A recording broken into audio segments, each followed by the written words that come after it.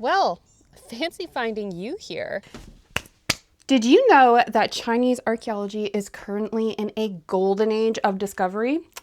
And there is way more to their great finds than just the terracotta army.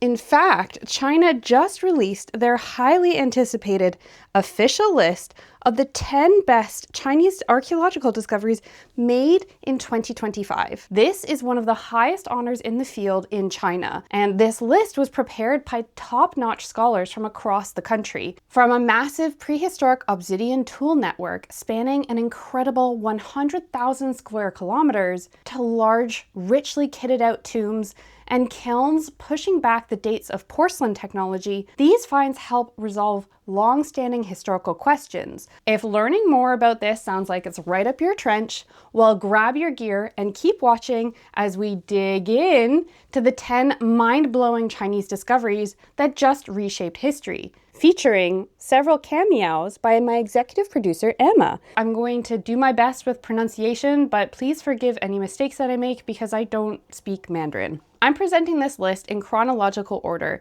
starting with the discovery that goes the farthest back in time. This means our journey begins in the Old Stone Age, aka the Paleolithic period. This first discovery comes from the Changbai Mountains in the northeastern province of Jilin. Geographically, this region sits at a natural crossroads. To the east lies Russia, to the south, the Korean Peninsula, to the west, it connects the northern grasslands and North China. Frequent volcanic activity in this area has produced abundant amounts of obsidian, and volcanic ash has enriched the soil, which supports diverse plant life and attracts animals. Together, these factors created an environment rich in resources for Stone Age humans to use despite the harsh climatic conditions. Since the 1990s, archaeologists have found numerous Paleolithic sites across eastern Jilin. But without coordinated excavation and analysis, they have struggled to determine how these sites relate to one another, what's their chronology, and their cultural nature. Until now. New work has been conducting systemic studies on these sites, surveying over 6,500 square kilometers across an area of 100,000 square kilometers in just 5 years. They have identified more than 1,000 locations containing chipped stone tools, most of which are believed to relate to Paleolithic human activity. The density of the discoveries has overturned earlier assumptions that only small groups passed through this region and had limited activity. Instead, the evidence points to sustained and widespread human presence. Excavations at 5 of these major sites have uncovered a rich collection of stone tools and animal fossils that establish a cultural sequence that spans about 200,000 years. The site of Zhangrendong pushes the timeline of human activity in the region to about 220,000 years ago. The sites of Dadong and Fenglin document the emergence and refinement of microblade techniques, and the Shan Tiangdong site captures a transitional phase between the Paleolithic and the Neolithic eras, with finds that include bones that were likely used in ritual practices.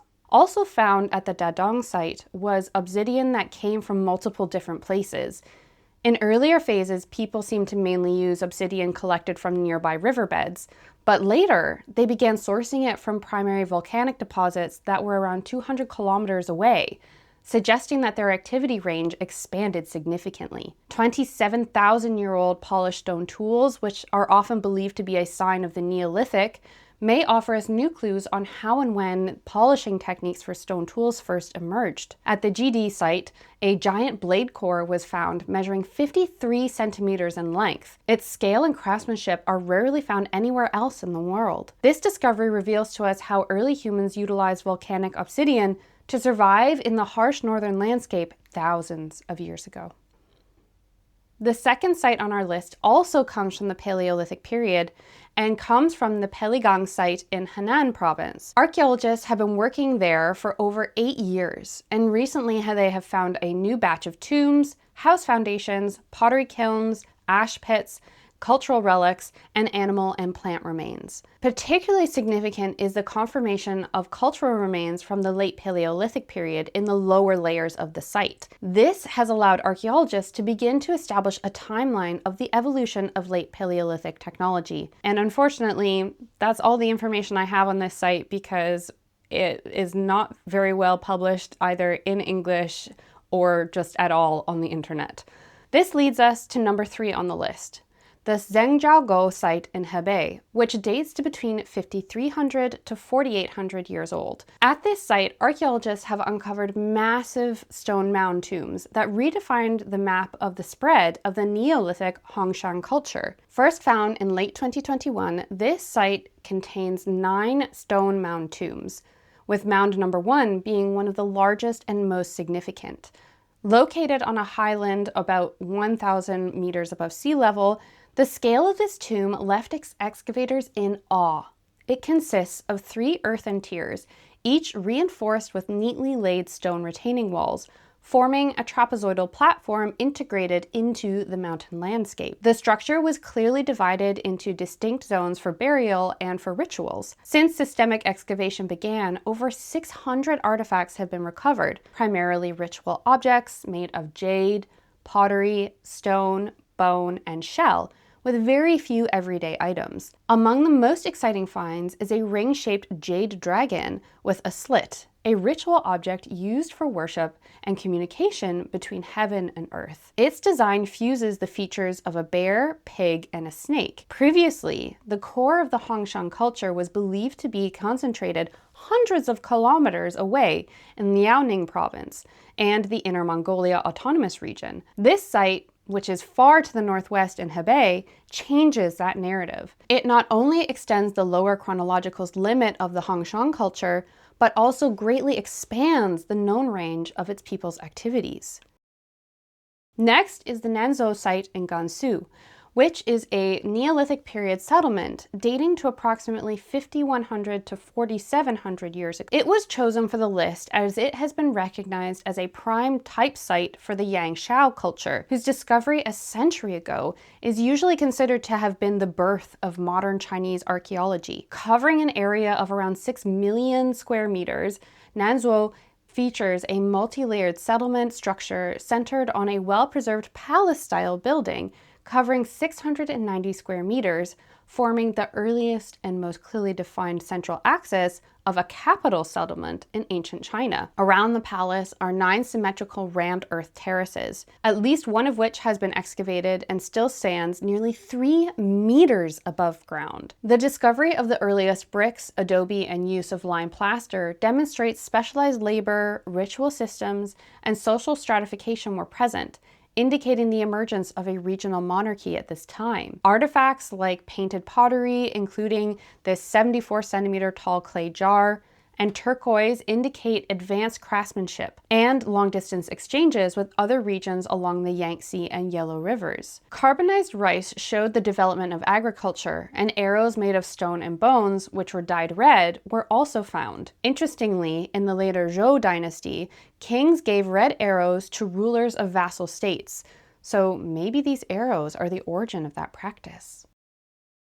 Coming in at number 5 is the Zhongcun site in Shanxi province, which is host to a high-status aristocratic cemetery from the transitional period between the Jia and Shang dynasties, containing tombs that are between 3,900 to 3,400 years old. In total, 18 tombs have been excavated, 6 of which represent the highest-ranked noble Jia burial group from this area that has been found to date. The number 10 tomb is the largest that's been found so far, spanning 46 square meters. Within it was a stone outer coffin encasing a wooden outer coffin that holds 3 wooden inner coffins. The central occupant of these was a man adorned with cinnabar paint, crowned with a scallop, and a turquoise plaque was found beneath his leg. Flanking him are 2 women similarly marked with cinnabar, although they have less of it compared to the man. On the tomb wall, there is a niche containing a male body, which is probably a human sacrifice for the tomb owner. The presence of luxury-grade goods from the tomb,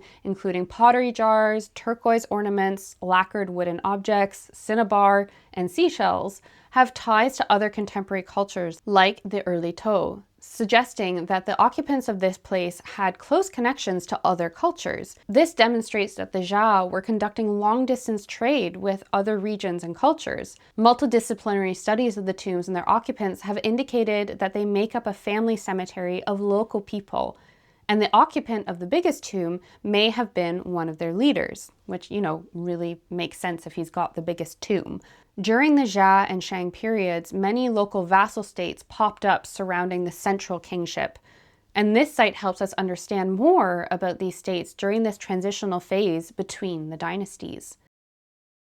Now we head to the Zhengzhou Shang dynasty city in Henan, which is the largest known early Shang capital, dating between 36 and 3100 years ago. Also known as the Bo capital, it is where Shang, founder of the Shang dynasty, established his rule. It is one of the oldest archaeological sites in China and was first found in 1950. New discoveries from there in 2025 include large state-owned storage foundations, an interconnected urban water network, and evidence of bronze casting and bone working industries within the inner city, transforming previous understandings of its layout. High-status sacrificial remains and elite burials were also found, one of which contained a gold funeral mask weighing 40 grams and measuring just large enough to cover an adult's face.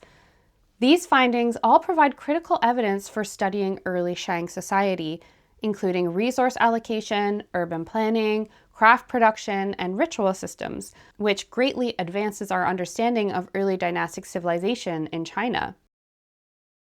Lucky number 7 on the list is the Changchun site in Shaoxing. It is a large Western Zhou settlement within the royal domain that was occupied between 31 and 2700 years ago. It features a planned settlement with over 3,150 confirmed tombs and chariot pits, including 12 large tombs with one tomb passage and a residential area divided into ditches in a multi-grid pattern. At the very beginning of 2026, a new cluster of 31 tombs was announced to have been found. So even though it was announced in 2026, it happened in 2025. Among them, the tombs called M1 and M2 are of a relatively high status as they contain 3 layers of coffins. Within these tombs were more than 300 artifacts made of copper, jade, stone, lacquer, and shells, among others. Of these artifacts, the jade pendants with human and dragon patterns, jade halberds, and stone chimes are noted as being particularly exquisite. By comparing pottery and bronze wares and conducting carbon-14 tests on the bones from the tombs,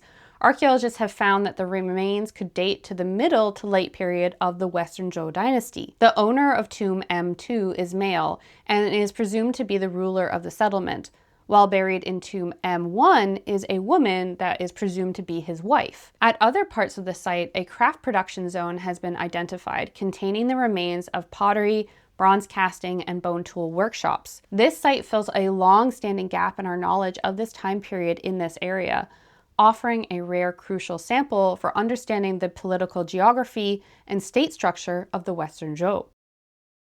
The next site on the list was first found on the grounds of a high school in Shaoxing, a city in the eastern province of Zhengjiagou. Over the past 2 years, archaeologists have identified what is believed to be the core area of the capital of the Yu vassal state. This state belonged to the legendary king Gojian, who endured years of humiliation before rising to become one of the great leaders of the spring and autumn period. This site was first discovered in 2023 during a renovation of the school. Subsequent excavations have spanned 4,000 square meters and have found a complex of palace platform buildings from the Eastern Zhou dynasty associated with the Yu state, as well as administrative structures from the late Han and 6th dynasty periods. Buried 5 to 6 meters deep, the Yu-era foundations reveal a raft-style wooden structure, with timbers arranged in multiple layers crosswise and packed with earth that are unprecedented in the wetland environment of this area. Then 400 meters away on the southern slope of a hill,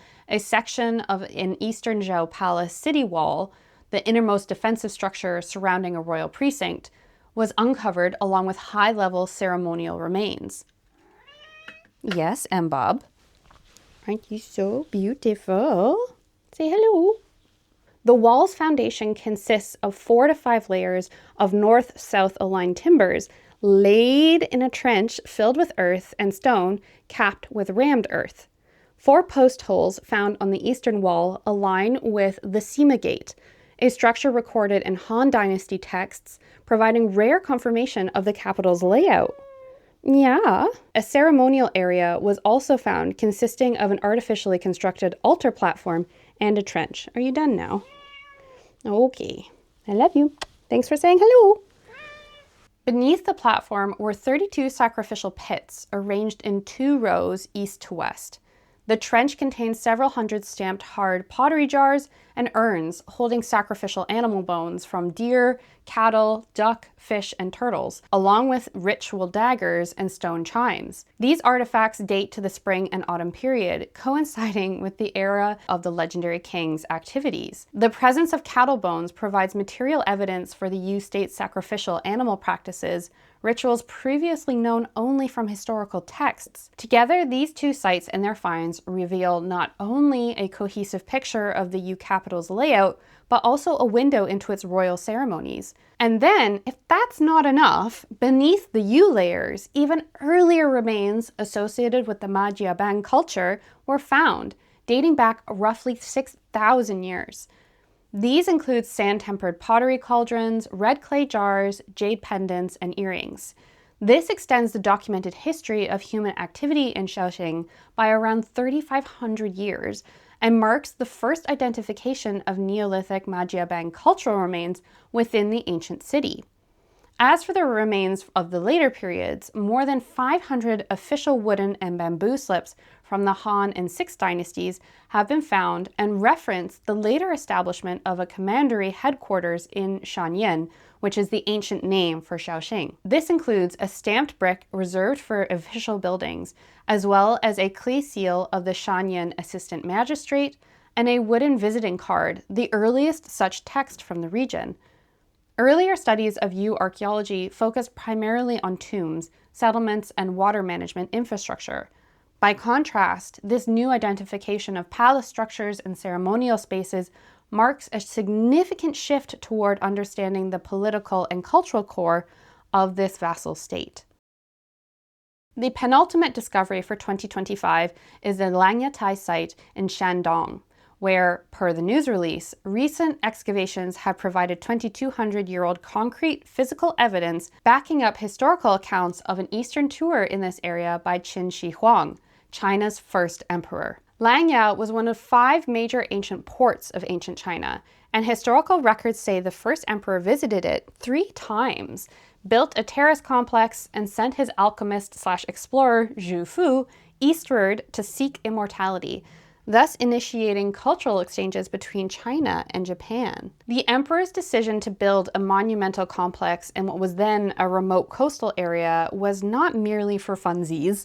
It served as a political statement asserting central authority over the frontier. The coastal site is surrounded by the sea on 3 sides and is believed to be the earliest and largest state-level construction project of the Qin Empire in the eastern region. Finding further information on this story beyond the 2 sentences in the press release was actually really difficult, but I did find a news article from September 2025, which I think has 1 more sentence on the discovery that they're honoring in the list. According to it, excavation of the Langya Terrace ruins revealed structural foundations atop the mountain, along with the remains of rooms, pathways, and an advanced drainage system. Other excavations in Langya County have found 112 sets of artifacts from 51 ruins, including 13 tombs, 6 wells, and 9 ash ditches. Among the finds are pottery jars and fragments from 2 ancient wells, bearing the seal imprint Langjian, a short form of Langya Jian, or Langya County. They have been called the excavation's most important findings, as the shape of the seal imprint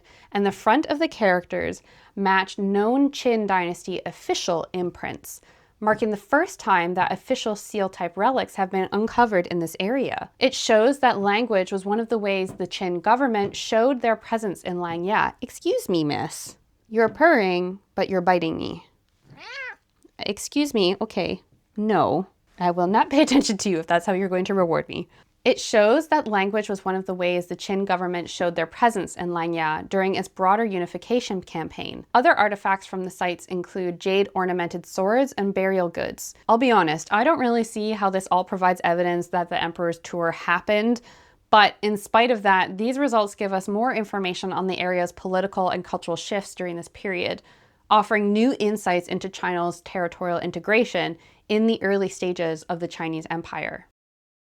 The final discovery on this list is actually probably my favorite one that I read about. It's the Suyukou Kiln site along the Helan Mountains in Ningxia Autonomous Region. The site dates to the Western Jia, aka the Tangut Empire, which at its peak ruled over 800,000 square kilometers of modern-day north-central China from 1038 to 1227 CE, when it was then annihilated by Genghis Khan and the Mongols. This new site is the largest and best preserved Western Jia imperial kilns discovered to date. Active from around 1080 to 1227, it features major technological innovations in use 200 years before these were then seen in Zhengjiagou, the porcelain capital, and the earliest and most complete coal-fired kilns in northern China. In particular, the earliest examples of high quartz porcelain were found, pushing the origins of the crucial two-component recipe back from the Yuan dynasty to the Zhijia. This is a rather self-explanatory recipe involving blending kaolin clay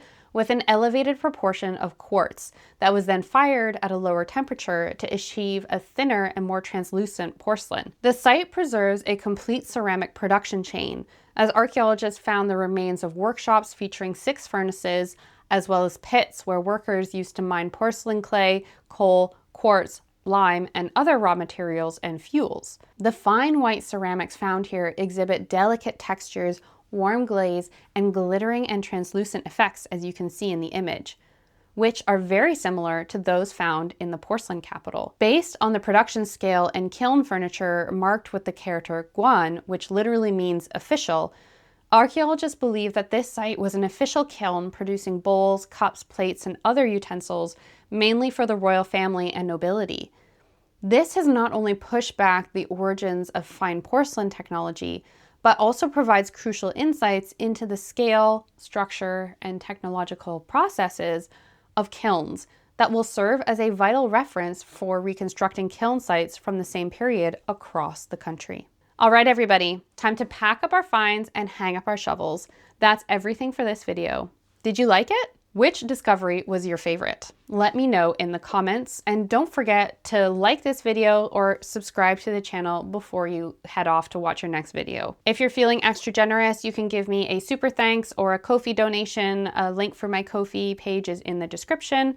If you like the look of my bookshelf and my Lego, go head to my Amazon storefront and shop my shelf, or go have a look at my Redbubble shop and get a sticker, t-shirt, hat, or mug with your favorite slogan designed by me, all about archaeology. Every watch, like, subscribe, and click helps my channel connect you directly to the source of exciting archaeological news and shows the algorithm that people are actually interested in learning about real archaeology. Thank you so much for watching. Stay curious, and I hope to see you in my next adventure inside archaeology.